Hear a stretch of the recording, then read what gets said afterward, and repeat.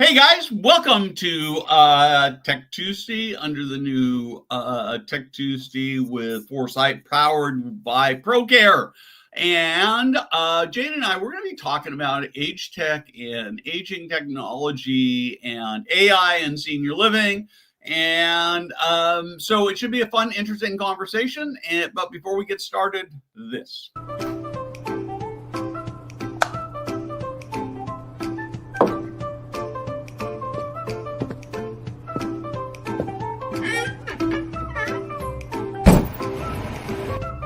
Hey guys, Steve Moran here.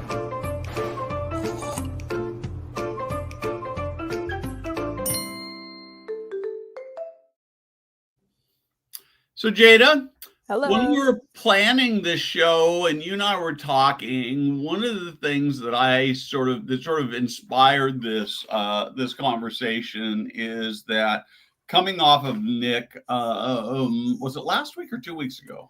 Last week, gosh. I think last week. Everything moved so fast. So yeah, it was going really fast, so it's really hard to say. But coming off of Nick, I guess it was last week. One of the things that really struck me was there was essentially almost no discussion of AI. Yeah, you mentioned that. Do you have any more? Or you want me to go? No, go ahead. Yeah. I was going to say in our meeting you mentioned that, and I think we all kind of gave our little ideas and opinions, and there was a lot of reasons why we might think that AI is not being mentioned, because I feel like right now it's at a forefront of all the tech people are using. And I gave I'll just mention my idea is that it might not be considered. There might be a stigma around using AI, especially in an industry that's person-centered care and about the people and making sure that your caregivers are having a good work culture and the people in your communities are having a good living space to work in. And usually if you go and say, hey, I'm using AI, there might be a stigma around that. So I think not necessarily that people aren't using AI, but they're trying to figure out what kind of things are appropriate to be using AI for. I feel like, and not just in senior living, in the industry in general or in the workspace in general, a lot of companies are deciding, okay, what is appropriate to use AI for and what's not appropriate. Yeah, I hadn't really thought of it that way until you mentioned that. But I actually think that's a super important point. We certainly have seen lots and lots of negative discussion about AI, where people will post, "I got this email" or "I saw this article," and it's so clear that it was written by AI. It wasn't very good. People aren't putting the time into it, and yet. I don't know whether I should even confess this on the air, but I'm going to do it anyway.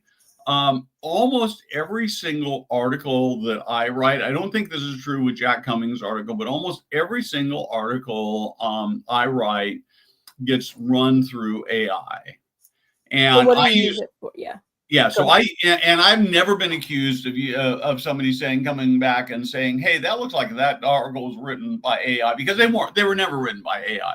But I actually do it two different ways. Most of the time, I'll come up with an idea and I'll write the article and then I'll put it into AI. And my first thing is that I want it to spell check and grammar check it. So if you were like to go way back in the archives of Senior Living Foresight, before I had an editor, and look at, like, say, the first year's worth of articles, you'd go in there, and I don't even want you to do that. They're really hard to find, so I'm not too worried. You guys go back right now, because this is like 15 years ago. I don't know. I think we probably published. We have 5,000 or 6,000 articles, so you'd have to really dig back to find them. But you'd find them just completely full of various typos and stuff. My dad, when he was alive, I'd sit down, and he was my biggest fan, of course. And we'd go to lunch about every 2 weeks, and he'd print these things out, and he'd say, "You should really check these things." And I go, you should have had him being your editor. Now I have a whole team, and of course I have AI, and so everything gets run through AI. And sometimes I'll find something where I'll say, I just need a little bit more, and I'll ask AI to help me think through how it is. And then once in a while I'll have a concept that I'm really excited about, and I just don't feel like I have a deep enough set of knowledge, and I'll go to AI to do the research to help me create a first draft. And then if I have AI do the first draft, I have to completely rewrite it because I've got to have it in my voice, except that I pay for my AI. And so I've actually got my AI trained to sound a lot like me because it's got hundreds and hundreds of interactions. And so But my goal is that if you ever come to me and say, "Oh man, that looks like AI," that means I failed. Yeah, I think, and we've talked about this a little bit because I come from a creative background, so my opinion on AI is like slightly different. But like, for instance, I think that AI has been around a long time. We know this. But it's more of like a buzzword now that people are using. Like we couldn't differentiate between like grammar, spell check between generative AI, and it's been around a long time, but it is getting better. And I will say I'm more of a fan of, well, one, grammar and spell check. Like there's not one of us that are not using that, and that is a version of AI. So I agree with it there.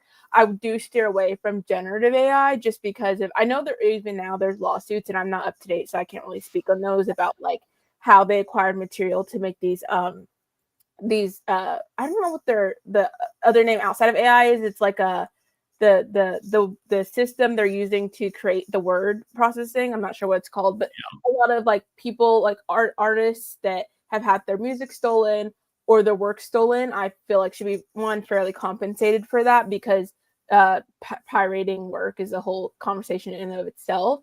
But I am very cognizant of not stealing artist works to make these search engines. And honestly, I don't want to read a book that's written by AI like completely. I want to get lost in a human's head, a fictional narrative they created. I don't want to watch a movie that's created completely by AI, because I feel like the human part of art is the number one like reason to watch it. Otherwise, you could just sit in your room and maybe like I guess watch AI videos that I'm not a big fan of. So I think there's cause and effect for AI, and the way I would use it is like in the medical sense, or a lot of people are using it to cut down on daily tasks in a community. Like Veronica, and she'll be back on to talk about that and how she's using it. I think it's fantastic, so she can spend her time person-centered care, making sure her residents are well taken care of. That was a long tangent. Okay, so I'm gonna get really weird on you here a little bit. Okay, so this is something I've been thinking about a lot, and then I want to talk a little bit about the creative side of things. Mm-hmm. So you're a creative, mm-hmm. right? Mm-hmm.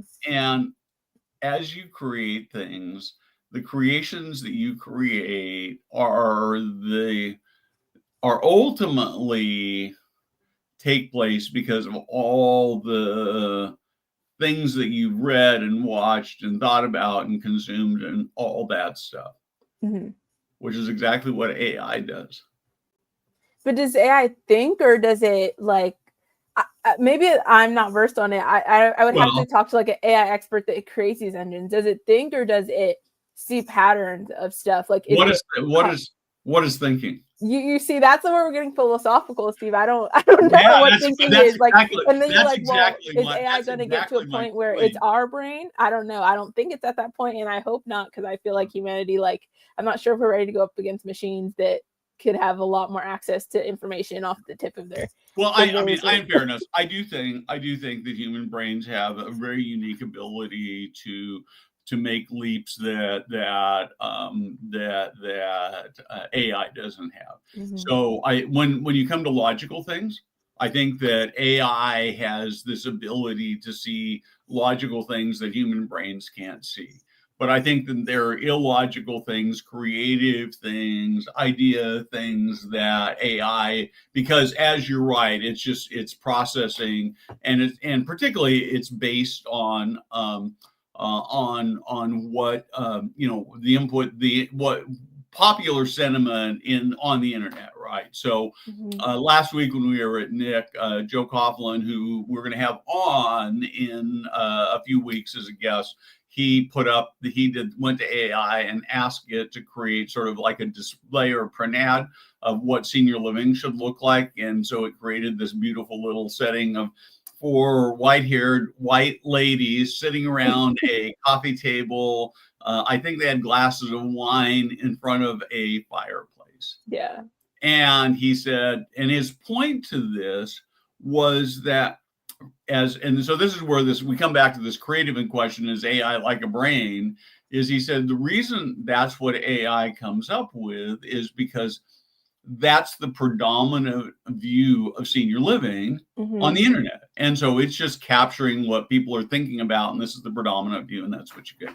That's also an interesting point where AI could almost help people see the pitfalls of the marketing that we're having already. Like if AI is just recycling old material that's already out there, and like for that instance, like if they use that printout for an ad in like the paper and someone saw that and they're like, oh, I don't know, like this doesn't really represent me, and then a human could be like, well, I can make this better. I can think about how it could. I mean, you can't make everything represent everyone, but I Right. do feel like there's a certain like pitfall in that sense of like AI probably couldn't correct that unless a human thought to have the empathy to correct, like, hey, like I really want like someone who's Asian to see themselves in our community. Let's put someone of Asian descent in the photo, I think. So Right. yeah, that's an interesting point. Well, so there were a couple of videos I've been thinking about that are sort of marketing related to senior living. One is very specific. We wrote about the video that Aegis Senior Living did of future old people. Yeah. And I've got a future old people T-shirt. They just sent me a onesie for my Yeah, I was gonna grandson ask that you I'm for going to send up. Got to put in the mail to them. Oh, Of future old people, and I look at that and I'm thinking, I don't think in a million years AI could even come up with that as a concept. definitely not the after human connection sending your grandchild a That's right. onesie. AI is not gonna do the ad and then be like, you know what we're gonna do? I know Steve just had a grandchild. Let's send him that. Like that's a human connection that can't That's right. be That's replaced. right. And then the other one is I think is it I don't think it's Cleveland Clinic. I can't remember who it is, but if you remember, in fact, they actually put out a series of these empathy.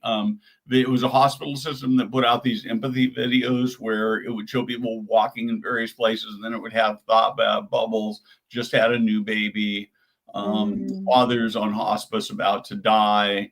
Mother just got a cancer diagnosis with some really strong emotional music. And again, I don't know that AI could do that. But yeah. let's talk a little bit about where AI is great. So I should have done this earlier than 10 minutes before the show, but I was thinking about what we're going to talk about. And I've had a very chaotic day. It was at Nick. We sold the company to ProCare HR, which has been all consuming. And then because most of the audience has seen the things I've written about my stepfather, and I will write about this. Yesterday, I moved him into a small residential style assisted living community, and it was very hard. He didn't want to go because it's walking away from all the things that have been familiar with him, the people who have been familiar with him. It's a very, very difficult day. So I didn't get to this. And then on top of that, I had a eye doctor's appointment to look final visit for my cataracts, and so my eyes are all dilated and I can only barely see. Can I do a But anyway, sidebar that Steve is probably the busiest person I know? And if you think like if you're aging, you're going to get less busy, I don't think that he disproves every fact about that. So, thank you. So anyway, so just before we went on the air, I went to ChatGPT, which I really like for deep research, and I think is one of the things that doesn't get used for enough because it takes some prompting skill. But I ask it to just give me emerging technology trends for both senior living and for age tech. And so I've got about 6 or 7 things on this. I'm just going to walk you through the list and maybe we can talk about it. So the first one is for AI for workforce and ops automation. So things like scheduling, documentation, recruiting, compliance, AP, finance, is that. And so what do you think? I think it also ties again into the human aspect of it. I think it's a great way to the schedulers, like if the schedulers have other stuff on their plate, start with the AI schedule, right? And then go in and be like, well, Diana has to pick her son up. And maybe you could program in like this into it. I know Veronica was talking about this, so she'll probably school us in like how she does this, but we know Veronica has to pick her son up from work at 4 p.m. Let's schedule for that. We know this person has this activity like school drop off, anything like that. I think might be more of a human, like, hey, even though maybe like the schedule we don't typically permit this, let me factor this into the schedule. So I think it's great to take work off the plate of people that could otherwise be talking with other humans and doing other human-centered stuff. But I also think it's like, make sure you're reviewing this stuff thoroughly, using it as a tool, not as your whole entire brain capacity. Yeah. Well, and one of the things in the HR side that I think is really fascinating is not for every position, but there are times when company will put up a position and they'll get hundreds of job applicants or even dozens of job applicants. And I know what happens because I've been in this position before. You start getting a few applications and you look pretty hard at the first one. And by the time you got 10 or 20 or 30, it's like, I don't know what I'm ever going to do with those. And so we're sort of the first in tend to get the most attention. But there are companies who are taking, and sometimes when jobs get posted at places like Indeed, they can get hundreds or even thousands of applications. Yeah. And so what do they use? They use AI to go in and do that. And there's a lot of controversy. What do you think about using AI to screen job applications? You know, Steve, that's one of the things, like, I am against that, but I'm also like, that's a complaint where it's like, well, I don't have another solution that they could do. So it's kind of just like, well, if you're going to complain about it, but like if I know the job market is crazy right now, someone who is a job recruiter that has 700 applicants and is like, I need an applicant who went to college and is proficient in like Excel and all these things. Like if an AI can accurately and not miss anyone on there who is meeting all that criteria, like I do understand that portion, because sometimes like I don't want to like interview someone who is applying for a job with me to be a cook when they went to school for astrophysics and really doesn't want to do this and might quit in 2 months. So I do understand that aspect, but I am a little wary of like how far we're going, because I feel like a lot of good people are being overlooked with that. Well, so I worry about that too, but I think the other thing that ignores, and I don't know the right answer, so I'm sort of spitballing this because I think both sides have great risk. I mean, as we look at the AI and we say, well, we're afraid it's going to miss good people. It sort of assumes that the people the humans who are doing the interview and the screening don't have their own sets of biases or those kinds of things. Absolutely. And actually that's not true. And so I think it's possible that AI could actually provide a more level playing field than humans could. Yeah, I'm curious. I'm very curious to see how like the job application process will change even in the next 5 years. I don't think it's necessarily that part is something I'm worried about, because at the end of the day, it's like anyone can pass you up for a job and like it does very much suck, but then you have to go out there and apply for a new one. So yeah. I don't know. I'm not a fan, but I'm also like. So I don't think this is on the list here, but I want to talk about it. We talked a little bit about this last week, is that Salesforce, or was it HubSpot last week, posted that, I think it was Salesforce. Yeah, I'm sure it was Salesforce, posted that they had laid off 4,000 customer service representatives and replaced them with AI. And there was a lot of heated debate on LinkedIn about the merits. I would say the vast majority of people were very negative about it. My gut reaction was negative, but when I thought about it, I'm sort of thinking, I don't know, maybe there's some merit. I'm going to ask you about it, and then I'll give you my thoughts. And it's customer service, you said? Yeah. For AI? No, that's like one of the most like things I'm against, because like I said, person-centered stuff. If you're calling, you buy a product, you go to a job, you spend your hard-earned money at like a grocery store, and then they go and say, well, it's AI automated. I have to talk to basically a robot to get your hard-earned money back. I'm very against that. There's other stuff that like you can get an AI. Oh, I don't know. I don't want to say cleaning. See, that's where it's hard. I don't want to take away from people's jobs that really want to be working and I feel like are an asset to a company. But there's just other stuff that can be automated, and I don't think person-centered jobs should be where we start. But again, you can't really control stuff but like that. But okay, so let me play devil's advocate here. Okay. Have you ever called customer service where you talked to a human and the service was terrible? All the time. But like right. All the time. But they're more willing. I talk to people that do have empathy on the phone, even if they're not like even if they're horrible and they're like, I can't help you. Like I always feel better. Like even if a robot's like an AI robot can't help me or is horrible, and then a human's horrible and can't help me, there's always a tinge of like empathy on the other end of the phone where it's like, I can't help you, I'm so sorry, versus the robot's like, hello, like, and they're talking in automated voice. It's so frustrating. Hello, I can't help you. I'm just like frick everyone in this whole company. Yeah.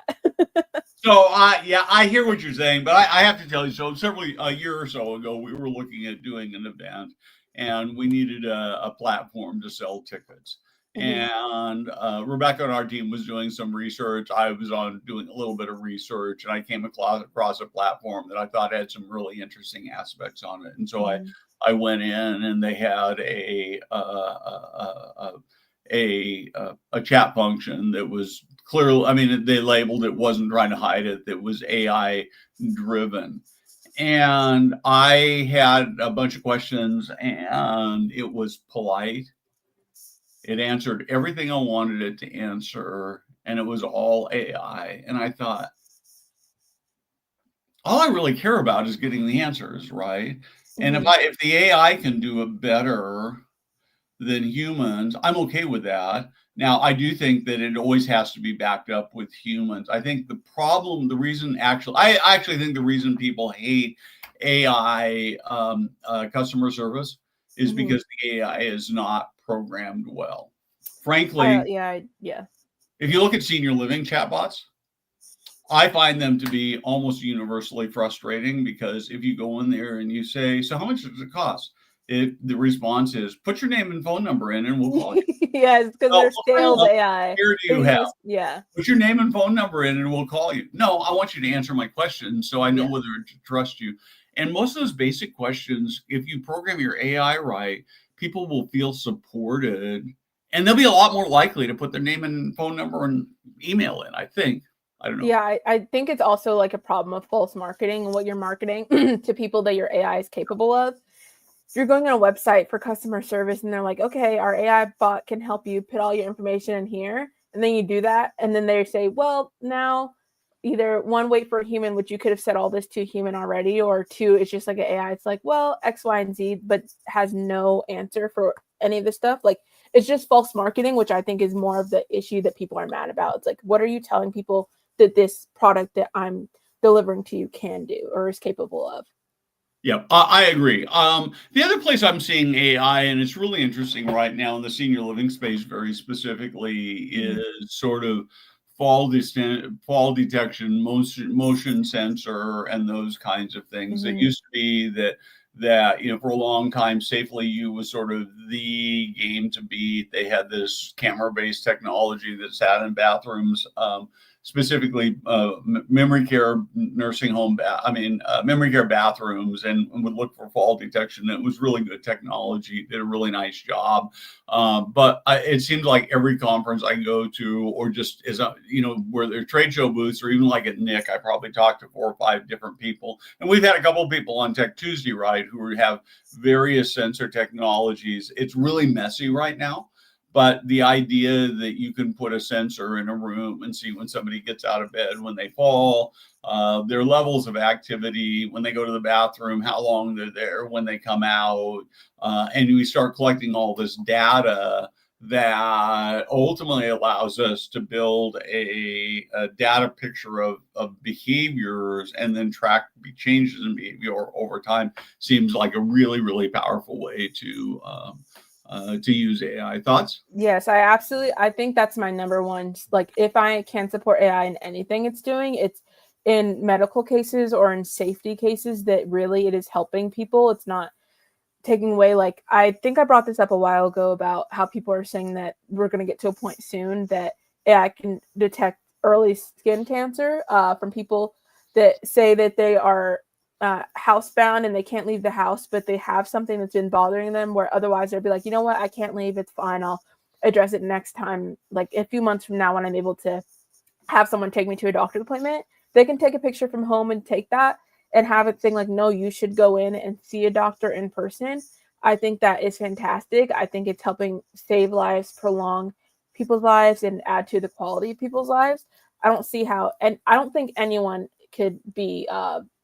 I don't see how anyone could be in disagreement or misalignment in that at all. Hopefully, Yeah, yeah. yeah, I agree, and I've had a couple occasions where I've gotten some lab tests back where Mm-hmm. my numbers were either just a little bit low or a little bit high. Mm-hmm. And I look at it, and it's like you could be 1/10 of 1% over or under what the normal is, and at least for me, it's like, oh my God, well, I'm going to die.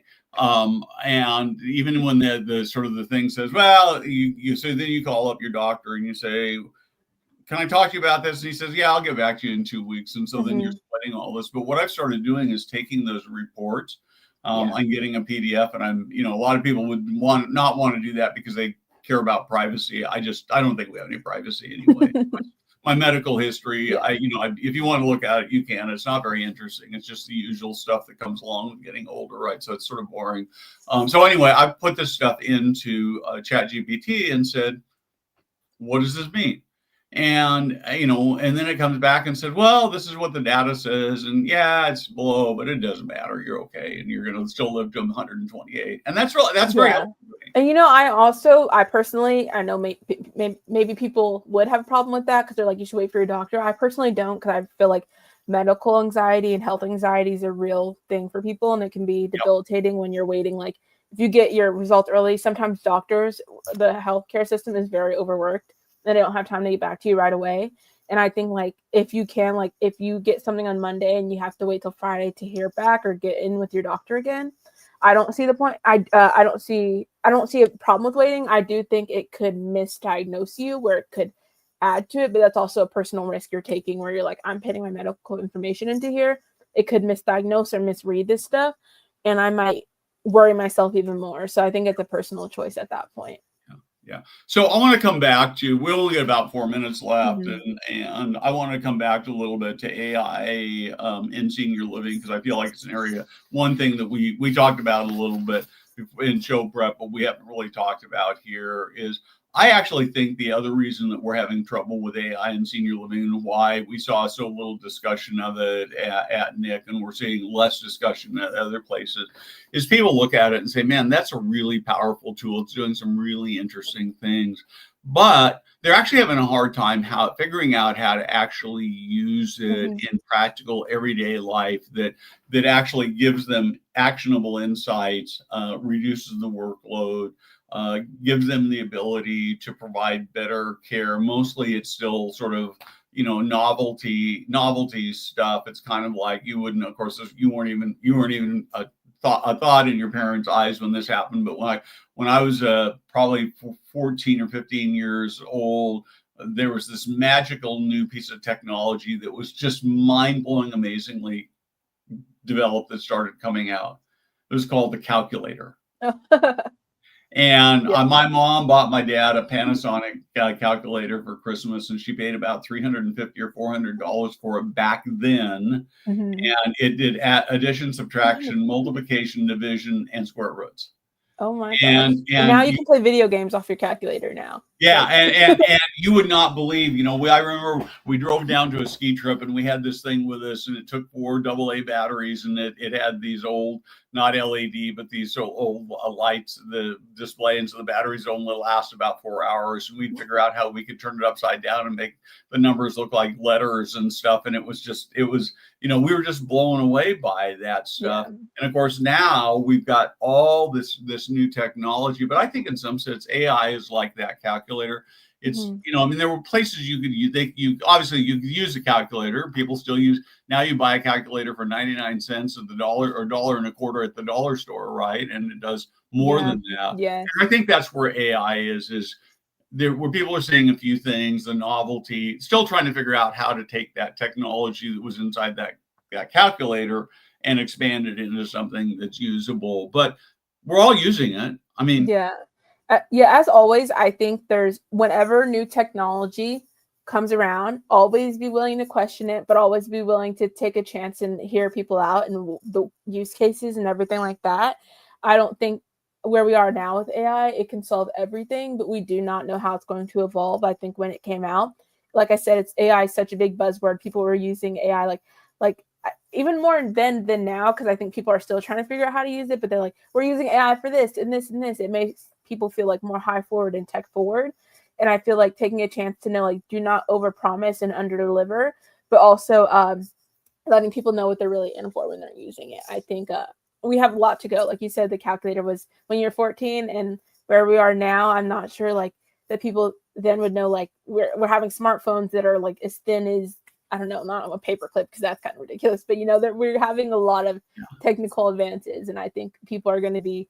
I'm going to be floored in 20 years from now to see where we are. Honestly, I'm going to look back maybe at this video even and being like, "You did not know where we were." I absolutely think that's true. I mean, the other thing, and again, the people who are my age was and there was a cartoon by Dick Tracy, and he had this magic watch that had like a two-way radio. It wasn't even a phone, but a two-way radio. But we always sort of knew that was just fantasy and could never really happen. And of course, now you can sort of do that, and we've got, we could never imagine, we should never imagine we can never imagine cell phones. I actually remember when I was a teenager, there was a guy I knew who had sort of a radio telephone, and it was a phone in his car.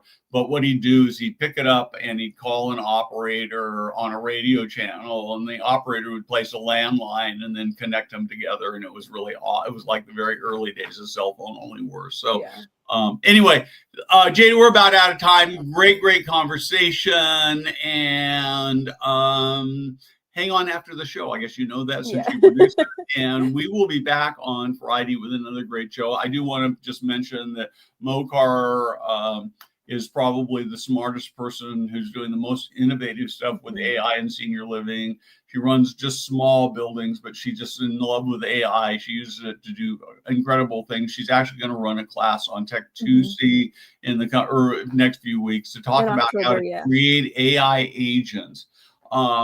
It may not be good for anybody else, but it's going to change our business in wonderful ways. So I would encourage you to turn in for that. Jada, last word? Thank you guys. I'm here all the time behind the scenes. I know Jessica was on recently, and she's like, I always hear Steve say your name, but I never see you. So this is like a hello, guys, and I'll be here all the time, but I'm behind the scenes, and I love working with Steve, and this team's amazing. The show's amazing, and thank you guys so much for watching, and we'll be back next week. Thanks. Bye.